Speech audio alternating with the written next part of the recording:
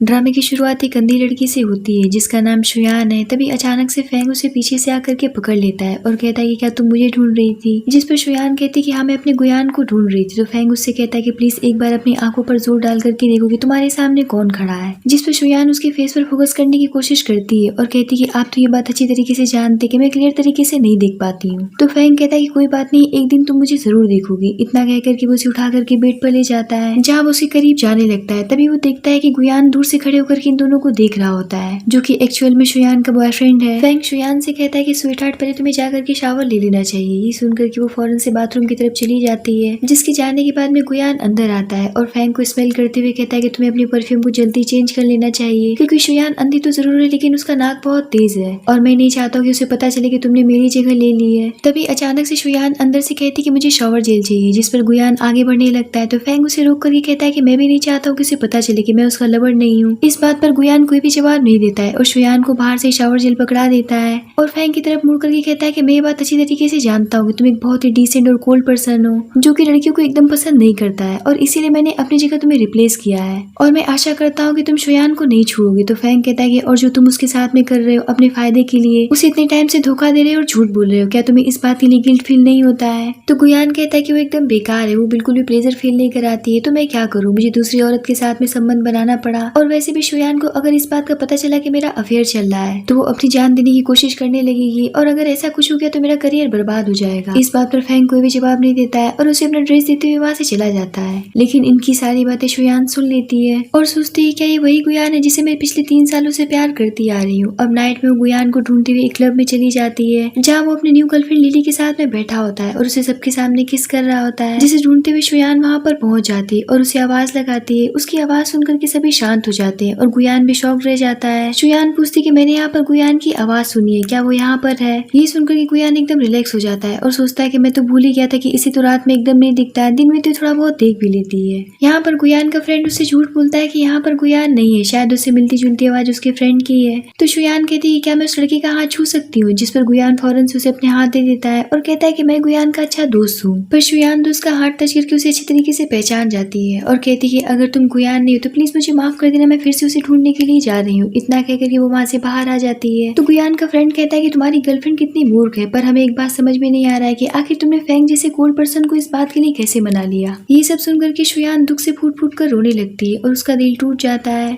जहाँ उसका दोस्त उससे कहता है कि फैंग को पूरे शहर में हेल किंग के नाम से जाना जाता है। वैसे तुम्हारी गर्लफ्रेंड अच्छी तो जरूर दिखती है पर वो बहुत क्यूट और सुंदर है, उसका फिगर भी काफी अच्छा है, कोई शक नहीं कि फैंग इस काम के लिए तैयार हो गया। उसकी इतनी तारीफ सुन करके तो गुयान फ्रीज हो जाता है, जिस पर लिली को काफी ज्यादा जेलसी फील होने लगता है और उसका ध्यान भटकाने की कोशिश करने लगती है। इधर शुयान घर जाकर के रोते हुए अपने मोबाइल से गुयान की फोटो डिलीट कर देती है और वो सोचने लग जाती है कि मैं इतने समय से एक अनजाने इंसान के साथ में रह रही हूँ जो कि एक डेविल है। तभी फैंग नहा करके बाथरूम से बाहर आता है जहाँ वो सोचती है गुयान तुम्हें दूसरों की फीलिंग के साथ में खेलना बहुत पसंद है ना, अब देखो मैं भी इस खेल पर हावी होने वाली हूँ। इतना कहकर के वो फैंग के क्लोज चली जाती है और उसे किस करने के लिए आगे बढ़ती है। फिर होना क्या था, फैंग भी उसे किस करना शुरू कर देता है पर वो फिर रुक जाता है और उससे कहता है कि तुम्हें मेरे इतने करीब नहीं आना चाहिए। तो वो कहती है क्यों नहीं आना चाहिए, तुम मेरे बॉयफ्रेंड हो। तो फैंग कहता है कि क्या तुम मुझे एक बार नहीं देख सकती हो, क्या तुम्हें मेरे अंदर कोई फर्क नहीं नजर आता है। तो शुयान उसे टच करते हुए कहती है कि मुझे बस इतना फील होता है कि तुम बहुत लंबे हो गए हो और तुमने जिम जाकर के अपनी बॉडी शॉडी बना ली है। तो फैंग कहता है कि मुझे इस तरीके से छूना बंद करो, मेरा पेशेंस बिल्कुल स्लिप हो रहा है। यहाँ पर शुयान सोचने लग जाती है कि मुझे नहीं पता है कि तुम किस तरीके के इंसान हो, पर तुमने आज तक मेरे साथ में कुछ गलत नहीं किया है, पर तुम अब गुयान के साथ में मिलकर के मुझे और बेवकूफ नहीं बना सकते हो। इतना कहकर के उसके बैक पर स्क्रैच करते हुए कहती है कि मुझे बहुत डर लग रहा है गुयान, तुम रात में तो मेरे साथ होते हो पर दिन में मैं तुम्हें नहीं ढूंढ पाती हूँ। तो फैंग उससे कहता है कि क्या मैं तुम्हारा कॉल रिसीव नहीं करता हूँ इसलिए तुम ये बात कह रही हो। तो शुयान कहती है कि हाँ, जिस पर फैंग फौरन से उसका मोबाइल उठाता है और गुयान के नाम के नीचे अपना नंबर सेव कर देता है, क्योंकि गुयान उसका कभी भी फोन रिसीव नहीं करता था और आज ये बात जान करके उसे बहुत बुरा लग रहा था। यहाँ पर वो शुयान के फॉरहेड पर किस करके वहाँ से चला जाता है। अब अगले दिन शुयान अपनी कंपनी जाती है और इन सभी बातों के बारे में सोच रही होती है कि आखिर वो इंसान कौन है जो कि गुयान की जगह मेरे साथ में रात में रहता है। तभी वहाँ पर फैंग आता है जिसके ऊपर वो गलती से कॉफी गिरा देती है, जिसे देख करके उसकी असिस्टेंट भागती हुई आती है और उसका कपड़ा साफ करते हुए कहती है कि माफ करिएगा, इन्होंने गलती से कर दिया है। यहाँ पर वो शुयान से बताती है कि हमारी कंपनी के सबसे बड़े इन्वेस्टर हैं जिनके साथ में आप कॉन्ट्रैक्ट साइन करना चाहती थी। शुयान उसकी तरफ अपना हाथ बढ़ाती है, पर फेंग तो उसे पागलों की तरह देख ही जा रहा होता है और आगे बढ़कर के कहता है कि हमें एक दूसरे को जान लेना चाहिए। तो कहती है कि आपने सही कहा, हम पहली बार मिल रहे हैं, इसीलिए हमें एक दूसरे के बारे में जानना चाहिए। यहाँ पर फेंग 3 साल पहले की बात याद करता है कि किस तरीके से शुयान गुयान के प्यार में पागल थी और उसे महंगे महंगे गिफ्ट दिया करती थी, लेकिन तब भी गुयान उससे कहता था कि मुझे तुम्हारे बारे में सोचने के लिए टाइम चाहिए। तभी शुयान के हाथ से ग्लास गिर करके फूट जाता है, जिसे देख करके फेंग उठ जाता है, पर तब तक शुयान उस ग्लास को उठाने लगती है, जिसकी वजह से उसका हाथ कट जाता है। तो गुयान कहता है कि मैं तुम्हारे लिए मेडिसिन लेकर के आता हूँ। इतना कहकर के वो वहाँ से जाने लगता है और फेंग से कहता है कि देखा तुमने, ये मेरे पीछे 3 महीने से पड़ी हुई है और तब तक मेरा इंतजार करेगी जब तक कि मैं इसके प्यार को एक्सेप्ट नहीं कर लेता हूँ। इतना कहकर के वो वहाँ से चला जाता है। फेंग ये बात अच्छी तरीके से जानता था कि वो उसे प्यार नहीं करता है, इसलिए वो उसके पास जाता है और उससे कहता है कि अपना ख्याल रखना सीखो, और वो उसे अपनी हैंकी देते हुए कहता है कि किसी के पीछे इतना मत भागो और अपनी सेल्फ रिस्पेक्ट का ध्यान रखो। इतना कहकर के वो वहाँ से चला जाता है। अब कहानी प्रेजेंट में आती है, जहाँ फेंग उसे देख ही जा रहा होता है। शुयान को थोड़ा सा शक होता है क्योंकि उसकी स्मेल रात वाली लड़की की तरह लग रही थी। तभी शुयान की असिस्टेंट एक कॉन्ट्रैक्ट पेपर लेकर के आती है, जिसे फेंग बिना पढ़े ही साइन कर देता है। तो शुयान कहती है अब जैसा कि आपने इतना बड़ा डील हमारे साथ में साइन किया है, तो मैं अपने बॉयफ्रेंड को एक खुशखबरी सुनाना चाहती हूँ। इतना कहकर के वो गुयान को कॉल करती है। अब जैसा कि फेंग ने रात में अपना नंबर उसके मोबाइल में सेव किया था गुयान के नाम से, तो शुयान जैसे ही कॉल मिलाती है तो गुयान का मोबाइल वाइब्रेट करने लगता है। इस बात से फेंग की सांसें अटक जाती है, पर शुयान ये बात समझ जाती है कि वो लड़का यही है जो कि उसके साथ में रात में रहता है, और वो धीरे से अपना हाथ बढ़ाती है मोबाइल की तरफ, लेकिन फेंग उसका हाथ पकड़ करके उसे अपनी तरफ खींच लेता है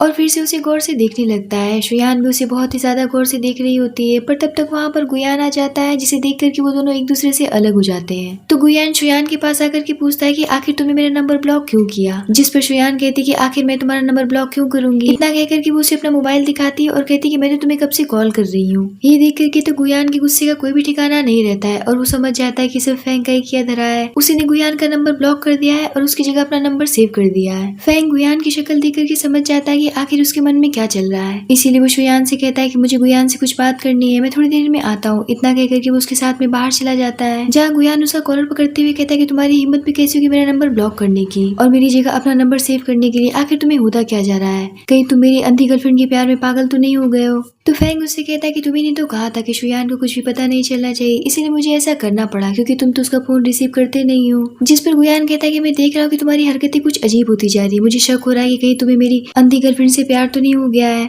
पर हमारे बीच में एक सौदा हुआ था कि तुम उसे कभी भी नहीं छूओगे, लेकिन मैं देख रहा हूँ कि तुम उसे कुछ ज्यादा ही करीब होते चले जा रहे हो। लेकिन एक बात मैं क्लियर कर देना चाहता हूँ कि शुयान मेरी मुट्ठी में है क्योंकि वो मुझसे प्यार करती है। मैं जब चाहूँ उसे अपने करीब बुला सकता हूँ। अगर मैंने उसे छोड़ने की बात कही तो वो मेरे सामने गिड़गिड़ाएगी और अपनी जान देने की कोशिश करने लगेगी, और तुम्हारा तो उसकी लाइफ में कोई भी अस्तित्व नहीं है क्योंकि उसने तो तुम्हें देखा ही नहीं है। ये सुनकर के तो फेंग का खून ही खोल रहा होता है, लेकिन यहाँ पर वो कोई भी रिएक्ट नहीं करता है। पर इस बात से फेंग के अंदर गुस्सा और जेलसी भर जाता है और शुयान के लिए उसके अंदर ऑब्सेशन और भी ज्यादा बढ़ जाता है। इसीलिए वो अचानक से जाकर के शुयान को पीछे से हक कर लेता है और उसे किस करना शुरू कर देता है। शुयान तो समझ ही नहीं पा रही होती कि आखिर अब इसे क्या हो गया, और वो उसे जानबूझ करके कहती है गुयान ये तुम मेरे साथ में क्या कर रहे हो। तो फेंग उसकी आंखों पर पट्टी बांध करके कहता है कि मैं चाहता हूँ कि आज तुम मुझे गुयान ना समझो, मुझे कोई और समझ करके मेरे साथ में ट्रीट करो, क्योंकि आज मैं सारी हदें पार कर देना चाहता हूँ। इतना कहकर के वो उसे पागलों की तरह किस करने लगता है, जिस पर शुयान उसे खुद से दूर करते हुए कहती कि तुम कैसी बातें कर रहे हो, तुम तो मेरे लवर गुयान हो, फिर तुम मुझे ऐसा क्यों कह रहे हो कि मैं तुम्हें कोई और समझ करके तुम्हारे साथ में ट्रीट करूं, और अगर वाकई में तुम गुयान हो तो मैं तुम्हें तुम्हारी सच्चाई बताने का एक मौका देती हूँ। इतना कहकर के वो उसे बेड तक लेकर के जाती है और कहती कि मैं 3 तक गिनती गिनूंगी, प्लीज मुझे बताओ कि आखिर तुम कौन हो। लेकिन यहाँ पर भी फेंग उसे अपनी सच्चाई नहीं बताता है क्योंकि उसे डर था कि वो शुयान को खो देगा, और यहाँ पर वो दोनों एक दूसरे के साथ में नाइट एक्सपेंड कर बैठते हैं। अब सुबह की पहली किरण फूटते ही फेंग उठता है और शुयान के फॉरहेड पर किस करके वहाँ से चला जाता है। तभी शुयान बाथरूम से आती शावर की आवाज सुनती है और वहाँ पर जाकर के चेक करती है तो उसमें से गुयान निकलता है। वो समझ जाती है कि फेंग यहाँ से जा चुका है और गुयान उसकी जगह पर आ चुका है, लेकिन गुयान जैसे ही अंदर इंटर करता है तो रूम की हालत को देख करके समझ नहीं पाता है कि आखिर रात में यहाँ पर हुआ क्या था, और वो शुयान से पूछता है कि ये रूम इतना फैला क्यों है, मुझे याद क्यों नहीं आ रहा है कि कल रात यहाँ पर हुआ क्या था। तो शुयान कहती कि बड़ी अजीब बात है, ये कल रात का परफॉर्मेंस तुम्हारा इतना बेटर रहा था फिर भी तुम्हें कुछ याद नहीं है। यहाँ पर गुयान सोचने लग जाता है कि कहीं फेंग ने इसके साथ में नाइट तो एक्सपेंड नहीं कर लिया है, लेकिन शुयान बात को बहुत अच्छे से पलटते हुए कहती कि तुमने कल रात मेरी बॉडी मसाज काफी अच्छे से किया था और मुझे नहीं पता था कि तुम्हारा परफॉर्मेंस इतना अच्छा है। ये सुनकर के गुयान थोड़ा सा रिलैक्स होता है, पर तब तक उसके मोबाइल पर लिली की कॉल आने लगती है, जिसे शुयान नोटिस कर लेती है और जानबूझकर के गुयान से कहने लग जाती है कल रात तुमने मुझसे क्या कहा था, क्या तुम भूल गए हो। इस बात पर गुयान काफी परेशान होने लगता है क्योंकि कल रात तो वो उसके साथ में था नहीं, इसीलिए वो फौरन से अपना कपड़ा उठाता है और वहाँ से भाग खड़ा होता है और सीधा जाकर के लिली से मिलता है और कहता है कि आज हमारा एंगेजमेंट है तो तुम्हें खुश होना चाहिए। तो लिली कहती कि ठीक है मैं नीचे चलती हूँ, तुम जल्दी से आ जाओ। इतना कहकर के वो वहाँ से चली जाती है। तभी वहाँ पर फैंग आता है और गुयान से पूछता है कि अगर तुम लिली से सगाई करने जा रहे हो तो इस बारे में तुम शुयान को क्या बताने वाले हो। तो गुयान उससे कहता है कि इस बारे में मुझे उसे कुछ भी बताने की जरूरत नहीं है, जैसे मैं हर बार से उसे मूर्ख बनाता आ रहा हूँ इसी तरीके से मैं सगाई भी कर लूंगा और उसे कुछ भी पता नहीं चलेगा। इस बात पर फैंग का गुस्सा आउट ऑफ कंट्रोल हो जाता है और वो उसे खींचते हुए अंदर ले जाता है और कहता है कि आखिर तुम शुयान की जिंदगी क्यों बर्बाद कर देना चाहते हो, तुम उसे सच्चाई क्यों नहीं बता रहे हो। तो गुयान कहता है कि तुम क्या जानो कि लड़कियों की फीलिंग कैसी होती है, अगर उसे कुछ पता चल गया तो वो रोने लगेगी और अपनी जान देने की कोशिश करने लगेगी। तुम तो एक हार्टलेस पर्सन हो जिसे लड़कियों के बारे में कुछ भी पता नहीं है क्योंकि तुम तो वुमेन से नफरत करते हो। इतने पर गुयान के पास में लिली की कॉल आ जाती है और वो फौरन से वहाँ से चला जाता है। उसके जाने के बाद में शुयान वहाँ पर आती है जिसे फैंग देख करके शॉक रह जाता है और यहाँ पर उसे कन्फर्म हो जाता है कि शुयान को उन दोनों के बारे में पता चल चुका है क्योंकि उसने सारी बातें सुन ली थी और वो उससे पूछता है कि क्या तुमने सब कुछ सुन लिया। तो शुयान कहती है कि मुझे पहले से सब कुछ पता है। इतना कहकर कि वो वहाँ पर बैठ जाती है। तो फैंग उसे कहता है कि प्लीज मुझे माफ कर दो, मैं इसका हर्जाना भरने के लिए तैयार हूँ। इतना कहकर कि उसे एक चेक काट करके देता है। तो शुयान उस चेक को ले लेती है पर थोड़ी देर के बाद में उसे फाड़ करके फेंक देती है और कहती है कि तुम्हें क्या लगता है कि मुझे पैसे चाहिए। तो फैंग उससे कहता है कि मैं तुमसे पब्लिकली भी माफी मांगने के लिए तैयार हूँ। इतने पर शुयान उठ करके उसके करीब जाती है और कहती है कि मुझे ये समझ में नहीं आ रहा है कि आखिर तुम्हारे जैसा इतना बड़ा आदमी इस काम के लिए तैयार कैसे हो गया। क्या तुम मुझे पसंद करते हो, क्या तुम मेरे साथ में एक बार ट्राई करना चाहते हो। तो फैंग कहता है कि मैं तुम्हारे साथ में हर बार ट्राई करना चाहता हूँ, मैं तुम्हारे साथ में पूरी लाइफ बिताना चाहता हूँ। इधर गुयान लिली के साथ में एंगेजमेंट के लिए बैठा होता है लेकिन उसका पूरा फोकस शुयान और फैंग पर होता है, इसलिए वो कंटिन्यू फैंग को कॉल की जा रहा होता है लेकिन फैंग उसका कॉल उठा नहीं रहा होता है। ये देख करके लिली पूछती है कि आखिर तुम्हें हो क्या गया है, आज हमारी एंगेजमेंट है। तो वो उससे कहता है कि कुछ नहीं, बस मैं थोड़ा सा परेशान था। अब फाइनली फैंग उसका कॉल रिसीव कर लेता है जहाँ गुयान उससे पूछता है कि आखिर तुम मेरा फोन रिसीव क्यों नहीं कर रहे हो, तुम कहाँ हो और तुम इतने थके हुए से क्यों लग रहे हो। तो फैंग कहता है कि जल्दी कहो जो तुम्हें कहना है क्योंकि मैं बहुत बिजी हूँ।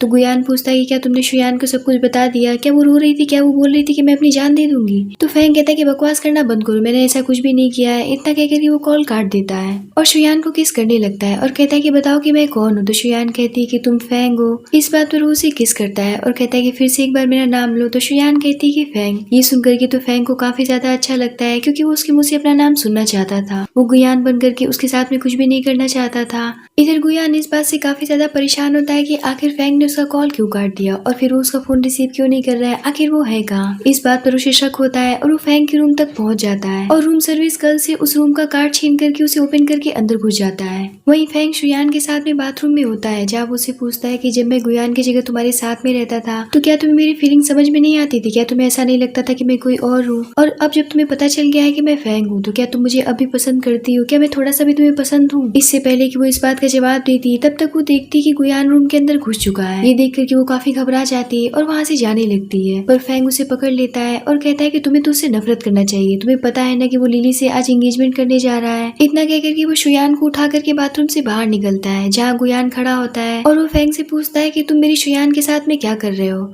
लेकिन शुयान का फेस तो फैंग की तरफ था इसीलिए वो उसे देख नहीं पा रहा था। फैंग कहता है कि लगता है कि तुम अंधे हो चुकी हो, ये तुम्हारी शुयान नहीं मेरी गर्लफ्रेंड है। तो गुयान कहता है कि जहाँ तक मैं जानता हूँ कि तुम्हें लड़कियों में कोई भी इंटरेस्ट नहीं है, फिर तुम्हारी गर्लफ्रेंड कब बन गई। वैसे मुझे लगता है कि तुम्हारी गर्लफ्रेंड काफी शाय नेचर की, तभी उसने अपना फेस छुपा रखा है। लेकिन अब मैं तुम लोगों की वीडियो बना करके इस बात को प्रूव कर दूंगा कि तुम्हें लड़कियों में इंटरेस्ट है। इतना कह करके वो उन दोनों की वीडियो बनाने लगता है पर तब तक उसके पास में लिली की कॉल आ जाती है जो कि एंगेजमेंट के लिए उसका वेट कर रही होती है। ये सुन करके तो गुयान वहाँ से तुरंत चला जाता है। उसके जाने के बाद में फैंग उसे नीचे उतार देता है तो शुयान वहाँ से जाने लगती है जिस पर फैंग उसका हाथ पकड़ करके उसे रोकता है और उसे कहता है कि क्या तुम अपने बदले के लिए सिर्फ मुझे यूज करना चाहती हो, क्या तुम्हें मेरी फीलिंग समझ में नहीं आ रही है। तो शुयान कहती है कि मुझे छोड़िए, मुझे घर जाना है। तो फैंग कहता है कि मैं इतनी आसानी से तो तुम्हें यहाँ से नहीं जाने दूंगा क्योंकि तुम्हें मेरे साथ में चलना होगा, मैं तुम्हें कुछ दिखाना चाहता हूँ। इतना कहकर के फैंग उसे उस जगह पर ले जाता है जहाँ गुयान और लिली का एंगेजमेंट चल रहा होता है, जिसे देख करके तो शुयान का दिल पूरी तरीके से टूट जाता है और वो कहती है कि मैं पिछले 3 सालों से एक ऐसे इंसान से प्यार कर रही थी जो कि मुझसे प्यार करता ही नहीं है।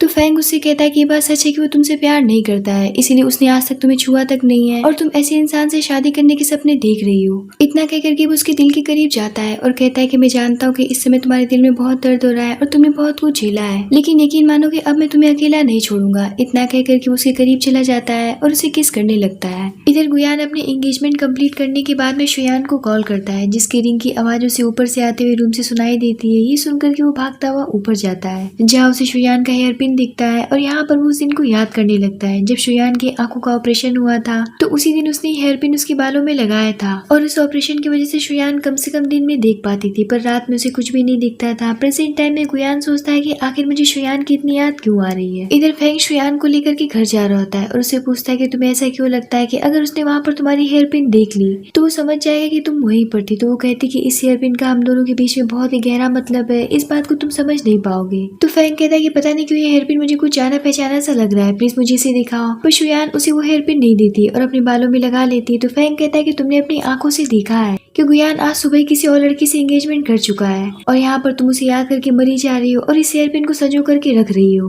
और इस बात की उम्मीद कर रही हो कि उसे एक दिन तुम्हारे सच्चे प्यार का एहसास होगा और उसे पछतावा होगा, लेकिन ऐसा दिन कभी भी नहीं आएगा। इस बात पर शुयान कहती कि तुरंत गाड़ी रोको। तो फेंग कहता है कि मुझे तुम्हें हर्ट करने का कोई भी इरादा नहीं था, मैं तो बस तुम्हारी आंखें खोलना चाहता हूँ और तुम्हारा साथ देना चाहता हूँ। तो शुयान कहते कि जितना गुनहगार गुयान है उतने गुनहगार तुम भी हो, मेरा बस चले तो मैं तुम्हें कभी भी नहीं देखना चाहती हूँ। इतना कह करके वो गाड़ी से उतर करके वहाँ से चली जाती है, पर जैसे वो अपने घर का दरवाजा खोलती है वहाँ पर पहले से गुयान मौजूद होता है और यहाँ पर वो उसे पीछे से पकड़ करके उसके साथ में जबरदस्ती पागलों की तरह किस करने लगता है, जिसकी वजह से शुयान परेशान होकर के उसे एक जोरदार थप्पड़ लगा देती है। जिस पर गुयान उसे पूछता है क्या फेंग ने तुम्हें कुछ बताया है। तो शुयान कहती है कि मैं तुमसे एक बात पूछना चाहती हूँ कि आखिर तुम मेरा दिन में फोन रिसीव क्यों नहीं करते हो। तो कहता है कि मैं बहुत बिजी रहता हूँ। जिस पर वो उसे पकड़ करके मिरर के सामने ले जाती है और उससे पूछती है कि तुम्हारे शर्ट के कॉलर पर आखिर किसके लिपस्टिक का निशान है। पर इस बात का तो गुयान के पास में कोई भी जवाब नहीं होता है। इस बात पर शुयान वहाँ से जाने लगती तो गुयान उसे रोक करके कहता है कि वो लड़की मेरी लाइफ में एकदम मीनिंगलेस है, मैं सिर्फ तुमसे प्यार करता हूँ। तो शुयान कहती कि छोड़ो मुझे यहाँ से जाने दो। तभी गुयान को शुयान के गले पर लव बाइट का निशान दिखता है जिसे फेंग ने उसे दिया था। यहाँ पर वो उससे पूछता है क्या तुम फेंग के साथ में सोई थी। तो वो कहती कि तो तुम्हारा अच्छा दोस्त है, भला मैं उसके साथ में कैसे सो सकती हूँ। इतने पर गुयान के हाथ से गलती से वहाँ पर रखी कांच का बोतल गिर जाता है, जिसकी वजह से उसके पैर में चोट लग जाती है। जिस पर शुयान फौरन से उसके लिए मेडिकल बॉक्स लेकर के आती है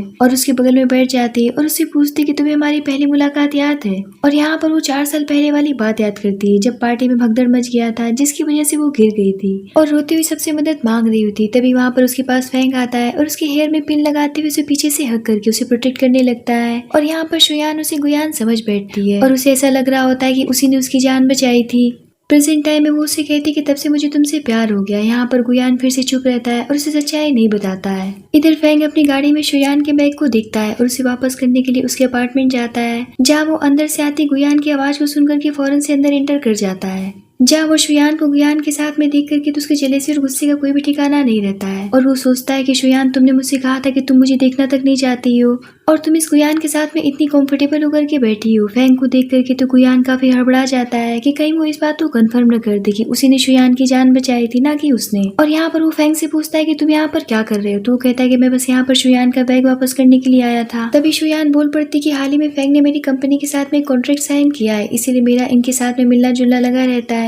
यहाँ पर गुयान को इस बात का यकीन हो जाता है कि शुयान को फेंग ने कुछ भी नहीं बताया और अब तक वो सेफ जोन में चल रहा है। ये सब होने के बाद में शुयान वॉशरूम जाती है, जहाँ फेंग भी उसके पीछे चला जाता है। तो शुयान कहती है कि मैंने कहा था ना कि मैं आपको नहीं देखना चाहती हूँ। तो फेंग कहता है कि और फिर गुयान का क्या, जो इंसान तुम्हें चीट कर रहा है, क्या तुम उससे अभी प्यार करती हो। तो वो कहती है कि मैं उससे नफरत करती हूँ, ना कि प्यार करती हूँ। तो वो कहता है कि फिर ठीक है, इसका बदला लेना सीखो। इतना कहकर के उसे जबरदस्ती किस करने लगता है। इधर इन दोनों की आवाजें सुनकर के गुयान बाथरूम का डोर नॉक करने लगता है। शुयान फेंग से कहती है कि आखिर आप ये सब क्यों कर रहे हैं। तो फेंग कहता है कि तुम्हें गुयान से पूरी तरीके से अलग होना पड़ेगा, वरना मैं सब कुछ बर्बाद कर दूंगा। ये सुनकर के तो काफी ज्यादा डर जाती है और कहती है कि अच्छा ठीक है, मैं आपकी सारी बातें मानने के लिए तैयार हूँ। तो फेंग कहता है कि याद रखना कि मैं तुम्हें गुयान के आस-पास भी देखना पसंद नहीं करता हूँ। अगर मैंने दोबारा से ऐसा कुछ भी देख लिया तो मैं अपना कंट्रोल खो दूंगा, फिर इस बात के लिए तुम मुझे ब्लेम मत करना। इतना कह करके उसे बाथरूम से बाहर लेकर के जाता है और गुयान से कहता है कि गिर गई थी, मैं तो बस इसकी मदद कर रहा था। तो गुयान कहता है कि ठीक है, वो मेरी गर्लफ्रेंड है, इसे मुझे दे दो, मैं इसकी मदद करने के लिए तैयार हूँ। पर फेंग उसकी बातों को इग्नोर करता हुआ शुयान को बेड तक ले जाता है। ये देख करके तो गुयान के जेलसी का कोई भी ठिकाना नहीं रहता है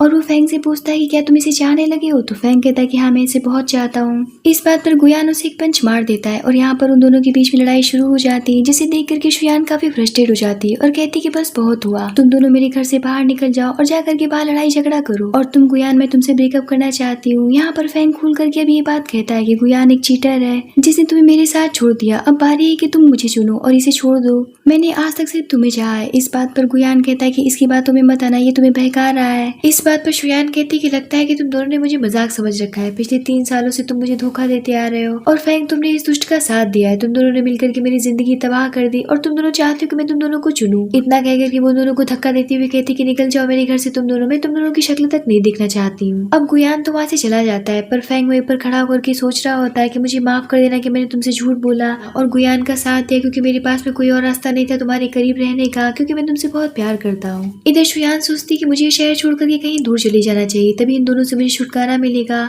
और वो बिल्कुल ऐसा ही करती है। इधर गुयान जब क्लब जाता है तो उसे इस बात का एहसास होता है कि शुयान को उसकी चीटिंग के बारे में उस दिन ही पता चल गया था जब वो क्लब आई थी। तभी वो देखता है कि लिली वहाँ पर बैठ करके सबके साथ में ड्रिंक कर रही होती है। इस बात से तो उसे गुस्से का कोई भी ठिकाना नहीं रहता है और वो अंदर जाकर के उससे कहता है कि तुम प्रेग्नेंट हो और ऊपर से तुम ड्रिंक कर रही हो, जिस पर लिली उससे कहती है कि कैसी जाहिल हो जैसी बात कर रहे हो। इतना कहकर के वो फिर से ड्रिंक करने लगती है, जिस पर गुयान उसके हाथ से ड्रिंक का ग्लास लेकर के फेंक देता है। इस बात पर लिली भड़क जाती है और कहती है कि मैंने तुमसे पहले ही कहा था कि मैं शुयान जैसी सीधी साधी लड़की नहीं हूँ जो तुम मेरे ऊपर हुक्म चला सको। इतना कहकर के वो उन सभी लड़कों के साथ में फिर से फन करने लगती है। ये सब देख करके तो गुयान को बहुत ही ज्यादा बुरा लगता है और वो बाहर आ जाता है और लिली की फोटो अपने मोबाइल के वॉलपेपर पे से हटा करके शुयान की लगा देता है और यहाँ पर उसे अपने किए पर बहुत ही ज्यादा पछतावा होने लगता है। इधर फैंग 3 साल पहले की बात याद करता है कि कैसे उसने शुयान को उस फायर प्लेस से बचाया था, जहाँ डॉक्टर ने उसे बताया था कि अगर आपने समय पर इनकी जान नहीं बचाई होती तो शायद ये जिंदा नहीं बचती।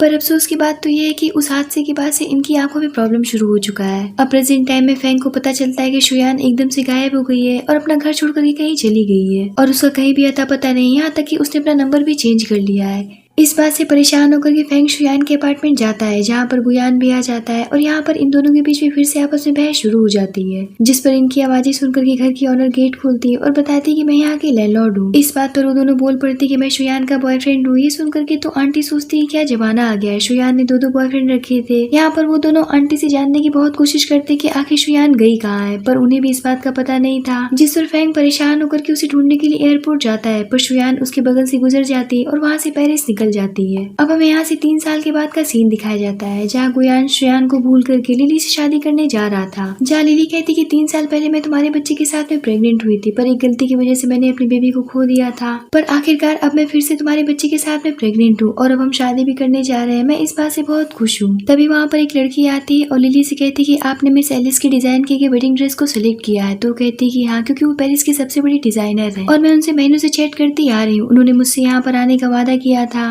इतने पर वो लड़की गुयान को वेडिंग के सारे खर्चों को दिखाती है, जिसे देख कर गुयान सोचता है कि ये तो काफी महंगा है और यहाँ पर उसे शुयान की याद आने लगती है, कैसे वो उसे हर बार एक से बढ़ करके एक कीमती चीजें गिफ्ट किया करती थी, चाहे वो कितना भी महंगा हो। और यहाँ पर वो उस लिस्ट को पास कर देता है और लिली से चेंज करने के लिए कह करके शुयान के मैसेज को चेक करने लगता है, क्योंकि उसने उसे बहुत सारे मैसेज किए थे पर आज तक कोई भी रिप्लाई नहीं आया। इधर शुयान पेरिस से सीधा वेडिंग ड्रेस लेकर के वहाँ पर पहुँचती है, इस बात से अनजान की वो लड़की कोई और नहीं बल्कि लिली ही है। पर शुयान जैसे ही उन दोनों को साथ में देखती है, वो उस ड्रेस को उसकी सेक्रेटरी को पकड़ा करके वहाँ से चली जाती है। पर जैसे ही वो उस ड्रेस को लिली के पास लेकर के जाती है, लिली काफी परेशान हो जाती है इस बात से कि वो मिस एलिस से नहीं मिल पाई और वो फौरन से उसे मैसेज करके अपनी शादी में आने के लिए रिक्वेस्ट करने लगती है। अब गुयान और लिली की शादी का दिन आ जाता है, जहाँ वो दोनों एक दूसरे को रिंग पहना करके अपनी शादी को कंप्लीट कर लेते हैं। तभी वहाँ पर फैंग आता है, जिसे देख करके गुयान उसके पास जाता है और उससे कहता है कि मुझे नहीं लगा था कि तुम मेरी शादी में आओगे। तो फैंग कहता है कि तुमने मुझे इनवाइट जो किया था, भला मैं कैसे नहीं आता, और वैसे भी फाइनली तुमने लिली से शादी कर ली है, अब ना ही तो तुम किसी की जिंदगी बर्बाद कर पाओगे और ना ही किसी को धोखा दे पाओगे। तो गुयान कहता है कि अपने आप को देखो, पिछले 3 सालों से तुम वैसे ही पड़े हुए हो,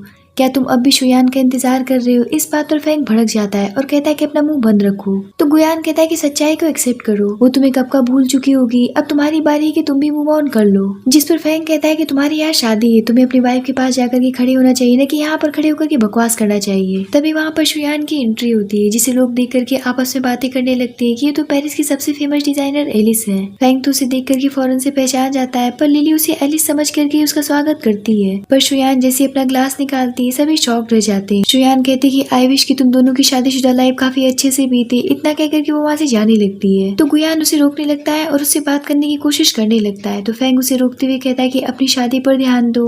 इतना कहकर के वो शुयान को अपनी तरफ खींच लेता है और कहता है कि शुयान से दूर रहो और लिली पर ध्यान दो। इतना कहकर के उसे वहाँ से लेकर के चला जाता है और वो उसे उसके घर ड्रॉप करता है। पर जैसे ही शुयान कार से उतरती है तो उसका पैर मुड़ जाता है, जिसकी वजह से उसके पैर में मूंछ आ जाती है। पर वो किसी तरीके से चल करके जाने लगती है, लेकिन ये बात फेंग से देखी नहीं जाती और वो फौरन से कार से उतर करके बिना कुछ कहे उसे गोद में उठा लेता है। तो शुयान कहती है कि आप क्या कर रहे हैं, मुझे नीचे उतारिए। पर फेंग उसकी बातों को इग्नोर कर देता है और उसे घर के अंदर ले जाकर के उसके पैर को सेकने लगता है। तो वो कहती है कि सब करने की जरूरत नहीं है। तो फेंग कहता है कि सब करने की जरूरत है, तुम मुझे मत सिखाओ कि मुझे क्या करना है। इतना कहकर के वो उसे किस करने के लिए आगे बढ़ता है। इस बात से शुयान परेशान होकर के उसे रोक देती है। तो फेंग उससे कहता है कि प्लीज मुझे अपने साथ रहने दो, भले तुम मुझसे नफरत करो, मुझे मारो पीटो, मेरे साथ में झगड़ा कर लो, पर प्लीज मुझे खुद से दूर मत करो। मैंने इतना बड़ा गुनाह नहीं किया है। जब तुम उस धोखेबाज को माफ करके उसकी शादी में शामिल हो सकती हो तो तुम मुझे माफ क्यों नहीं कर सकती हो। इतने पर तो शुयान उसे धक्के मार करके अपने रूम से बाहर निकाल देती। तो फेंग कहता है कि मैं अपने प्यार के लिए स्वार्थी बन गया था, इसीलिए मैंने तुम्हें कुछ भी नहीं बताया, प्लीज मुझे एक मौका दे दो। इस बात पर शुयान कहती कि मैंने तुम्हें बहुत सारे मौके दिए थे सच्चाई बताने के लिए, पर तुमने मुझसे एक भी बार सच्चाई नहीं बताई और अब मैं अपने पास्ट को दोहराना नहीं चाहती हूँ। मैं जब भी तुम्हें देखूंगी अपने सामने तो मुझे सब कुछ याद आने लगेगा और अब मैं पीछे पलट करके नहीं देखना चाहती हूँ। इतना कहकर के वो फेंग के फेस पर ही दरवाजा बंद कर लेती है। फेंग सोचता है कि ये तो मुझे एक डरावने सपने की तरह देखती है। अगले दिन शुयान अपने डिजाइन पर वर्क कर रही होती है और काफी रात हो जाती है। तभी अचानक से उसकी ऑफिस की लाइट कट जाती है, जिसकी वजह से वो घबरा करके गार्ड को कॉल करके फौरन से लाइट सही करने के लिए कहती है। पर तब तक तो गुयान उसे पीछे से आकर के हक कर लेता है, जिस पर उसे जोर से धक्का देती हुई खुद से दूर करती है और कहती है गुयान कहीं तुम पागल तो नहीं हो गए। तो कहता है कि यहाँ पर कोई भी नहीं, हम जो चाहे वो कर सकते हैं। तो शुयान कहती है यहाँ से चले जाओ, तुम शादीशुदा हो, कम से कम अपनी शादी की रिस्पेक्ट करना सीखो। पर गुयान उसकी एक बात सुनने के लिए तैयार नहीं था, जिसकी वजह से उसके हाथ को जख्मी कर देती है। इधर फेंग लाइट न होने की वजह से लिफ्ट का यूज नहीं कर पाता है और उसे सीढ़ियों का सहारा लेना पड़ता है। पर वो किसी तरीके से सीढ़ियों से चढ़ते हुए 42वें फ्लोर तक पहुंच जाता है और काफी ज्यादा थक जाता है और सोचता है कि शुयान तुम तो कमाल की हो, तुमने ऐसी घटिया जगह अपनी कंपनी खोल रखी है। तभी उसे शुयान की चीखने की आवाज सुनाई देती है, जिस पर वो भागता हुआ अंदर जाता है। तो वो देखता है कि शुयान फर्श पर गिरी थी, इसीलिए वो उसे फौरन से उठाता है और गुयान का कॉलर पकड़ करके कहता है कि आखिर तुम किस तरीके के गिरे हुए इंसान हो जो कि शादीशुदा होते हुए भी दूसरी लड़कियों को परेशान कर रहे हो। जिस पर गुयान कहता है कि तुम्हें हमारे बीच में पड़ने की कोई भी जरूरत नहीं है, लेकिन फेंग उसकी इस बात को इग्नोर करता हुआ शुयान को अपनी गोद में उठा करके वहां से लेकर के चला जाता है और फौरन से डॉक्टर को बुला करके उसे चेक करवाता है। तो डॉक्टर बताते हैं कि आपको परेशान होने की कोई भी जरूरत नहीं है, बस इन्हें रेस्ट की जरूरत है। तो फेंग कहता है कि मैं चाहता हूँ कि आप इसे फिर से एक बार चेक करिए, कहीं रात बेरात कोई प्रॉब्लम न हो जाए। तो डॉक्टर कहते हैं कि इन्हें मामूली सी खरोच आई है, आप कैसी हरकतें कर रहे हैं, मुझे और भी मरीजों को देखना है। इतना कह करके वो वहाँ से चला जाता है। तो फेंग शुयान से पूछता है क्या अभी तुम्हें कहीं पर दर्द हो रहा है, क्या अभी तुम्हें कोई प्रॉब्लम हो रही है। तो शुयान कहती है कि हाँ मुझे बहुत दर्द हो रहा है। ये सुनकर के तो काफी परेशान हो जाता है। तो शुयान कहती है कि मैं मजाक कर रही हूँ। अब शुयान सो जाती है, जहाँ वो अपने सपने में फिर से अपने पास्ट को देखने लगती है जब पार्टी में आग लग गई थी और वो गिर गई थी। लेकिन इस बार वो फेंग को उसे बचाते हुए देखती है, जो कि सच था। इतने पर उसकी आंखें खुल जाती हैं। तभी वहाँ पर फेंग अपने असिस्टेंट के साथ में उसके लिए सूप लेकर के आता है और उसे अपने हाथों से पिलाता है। सूप फिनिश होने के बाद में वो उसे कहता है कि मुझे ऑफिस में कुछ जरूरी काम है, तुम आराम करो। इतना कहकर के वो वहाँ से चला जाता है। जिसके बाद शुयान की नजर एक बॉक्स पर पड़ती है, जिसे वो उठा करके देखने लगती है। तभी वहाँ पर फेंग का असिस्टेंट आ जाता है, जिसे देख करके शुयान के हाथ से वो बॉक्स गिर जाता है और ओपन हो जाता है, जिसमें से बहुत सारी फोटोज बिखर जाती है जो कि कॉलेज टाइम की होती है। यहाँ पर असिस्टेंट उसे बताता है कि युवा मास्टर की सबसे कीमती बॉक्स है, इसे छूने की किसी को भी परमिशन नहीं है। अब शुयान उसमें का सारा सामान देखने लगती है और यहाँ पर वो 3 साल पहले की बात याद करती है, जहाँ उसके बर्थडे पर एक अनजान इंसान ने उसे एक नॉवेल गिफ्ट किया था, जो कि उसके टेबल पर रखा हुआ था, जो कि उसका फेवरेट था। वहीं पर फेंग भी बैठा होता है और उसी ने उसे वो नॉवेल गिफ्ट किया था। शुयान तो काफी कंफ्यूज होती है कि आखिर उसे ये किसने दिया और वो उस बुक को खोल करके देखती है, पर उसमें से कार्ड मिसिंग होता है। जहाँ वो फेंग के हाथ में वो गोल्डन फेदर देखती है, इसीलिए वो उठ करके उसके पास चली जाती है और उससे पूछती है क्या आपने मुझे ये नॉवेल गिफ्ट किया है। लेकिन इससे पहले कि यहाँ पर फेंग कुछ बोल पाता, वहाँ पर गुयान आ जाता है, जिसे देख करके शुयान फौरन से उसके पास चली जाती है और यहाँ पर फेंग कुछ भी नहीं बोल पाता है। प्रेजेंट टाइम में शुयान सोचती कि इसका मतलब फेंग का मेरे ऊपर बहुत टाइम से क्रश था। तभी उसने उस दिन गुयान के सामने ये बात एक्सेप्ट की थी और ये बात मजाक नहीं थी। तभी वो फील करती कि उसका दिल बहुत तेज से धड़क रहा होता है, वो भी फेंग के नाम से। जिसके बाद में शुयान लंच की तैयारी करने लगती है। तब तक फेंग भी घर आ चुका होता है। तो शुयान कहती कि मैं तो बस आपके पसंद का फूड बना रही थी। तभी वो देखती कि काफी तेज से बादल गरजने लगता है, जिसकी वजह से वो डर जाती है। जिस पर फेंग उसे फौरन से पीछे से पकड़ लेता है और कहता है कि मैं तुम्हारे साथ में हूँ, डरने की कोई भी जरूरत नहीं है। उसकी आवाज सुनकर कि वो फिर से 3 साल पहले का इंसिडेंस याद करती है और फेंग से पूछती है क्या आपने मुझे 3 साल पहले बचाया था। तो फैंग कहता है कि हाँ, पर मुझे लगा था कि तुम ये बात पहले से ही जानती हो। तो वो कहती कि मैं नहीं जानती थी, आखिर आपने मुझसे ये बात कभी क्यों नहीं बताई। तो फैंग कहता है कि मेरा काम तुम्हें प्रोटेक्ट करना है, ना कि तुम्हें बताना है। इस बात पर वो उसके करीब जाकर के कहती है कि फैंग आप बहुत ही अच्छे इंसान है, अगर मुझे बात पहले से ही पता होता तो मैं गुयान को कभी भी पसंद नहीं करती। इस बात पर फैंग शुयान को उठा करके किचन टॉप पर बिठा देता है और उससे पूछता है कि इसका मतलब कि तुम मुझे पसंद करती हो। तो शुयान कहती कि हाँ, मैं आपको बहुत पसंद करती हूँ। जिस पर फैंग कहता है कि प्लीज अब मुझसे कभी भी दूर मत जाना। इतना कहकर के वो उसे किस करने के लिए आगे बढ़ता है। तभी वहाँ पर फैंग की फियांसी टोंग की एंट्री होती है और वो फौरन से फैंग के पास जाकर के उसका हाथ पकड़ लेती है और कहती है कि मैंने तुम्हें बहुत याद किया। जिस पर फैंग कहता है कि तुम्हें यहाँ पर आने की परमिशन किसने दी है। तो वो कहती है कि मैंने तो पहले ही बताया था कि मैं आने वाली हूँ, लेकिन तुम मुझे एयरपोर्ट तक लेने के लिए नहीं आए। और वो शुयान की तरफ देख करके कहती है कि तुम जो भी कोई हो, यहाँ पर दोबारा कभी भी मत आना, क्योंकि हम एक दूसरे को बहुत चाहते हैं और मुझे ऐसा लगता है कि तुम हमारे बीच में आने की कोशिश कर रही हो। ये सुनकर के शुयान को काफी ज्यादा हर्ट फील होता है और वो फैंग की तरफ देख कर कहती है कि मैं तुम दोनों के बीच में कभी भी नहीं आऊंगी और ना ही तुम्हें परेशान करूंगी। इतना कहकर वो वहाँ से चली जाती है। उसके जाने के बाद में फैंग टोंग से कहता है कि अगर तुम्हारे फादर मेरे फादर के फ्रेंड ना होते तो अब तक मैं तुम्हें घर से धक्के मार करके बाहर निकाल चुका होता। इतना कहकर के वो भी वहाँ से गुस्से से चला जाता है। अब टोंग सही समय देख करके फैंग के क्लोज जाने की कोशिश करती है और उसे पीछे से हक कर लेती है। तो फैंग उसे खुद से दूर करते हुए खुद को टॉवल से कवर करते हुए उससे कहता है कि यहाँ से चली जाओ। तो टोंग कहती है कि मैं तुम्हारी फियांसी हूँ, अगर मैं तुम्हारे साथ में बात लेना चाहती हूँ तो इसमें बुराई क्या है।